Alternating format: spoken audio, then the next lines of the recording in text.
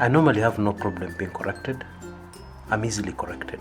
If I make a mistake and somebody points out that mistake and explains to me and I understand, I'm very quick to apologize and to say that I made a mistake and to correct myself. Yeah, I believe, I've always believed in that. And this is probably why I get so much information which others don't get. This is why probably I know so much about the country of Kenya.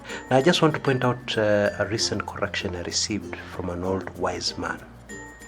Now some time back I did a series on why there's so much hatred in our politics between the Kikuyu community and the Luo community.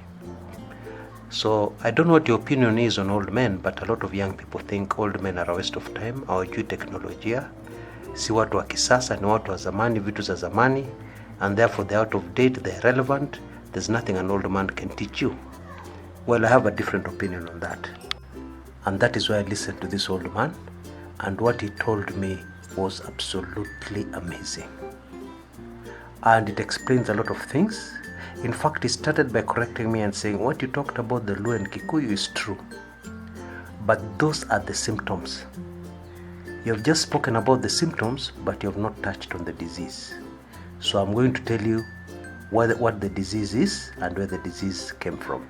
Okay? So just bear with me. I will tell you a story, the same story he told me. Yeah. I have managed to be able to verify this story from various sources. And now I'm telling you the story from news sources, various other sources where I verified this story, because when people give me information, I don't just assume it's true. Yeah, in fact, I start off assuming it's not true, then I go out and prove how true or false it is. Okay, so just bear with me. Now, the story starts on the morning of June 9th, 1969. Reverend John Gatu, who was the moderator of the Presbyterian Church of East Africa, PCA, received a call from the President of the Republic of Kenya. Or rather, somebody called him on behalf of the President of the Republic of Kenya, and he was summoned very quickly to go to State House. Correction, it was not State House. They were summoned to the President's Ichaweri home.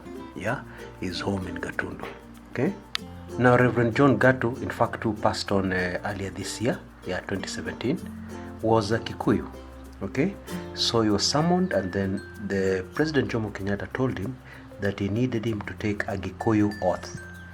Yeah, this oath was, of course, was orchestrated by Kenyatta's inner circle, but John Gatu, according even to his memoirs, says that he spoke directly to President Jomo Kenyatta.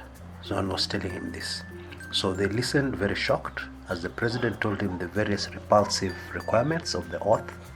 And Jomo Kenyatta even went as far as telling them that because of their faith, the Christianity and all that, they would set aside some of the more repulsive requirements. Like, for instance, instead of drinking blood, it was okay if they drank milk instead when taking the oath.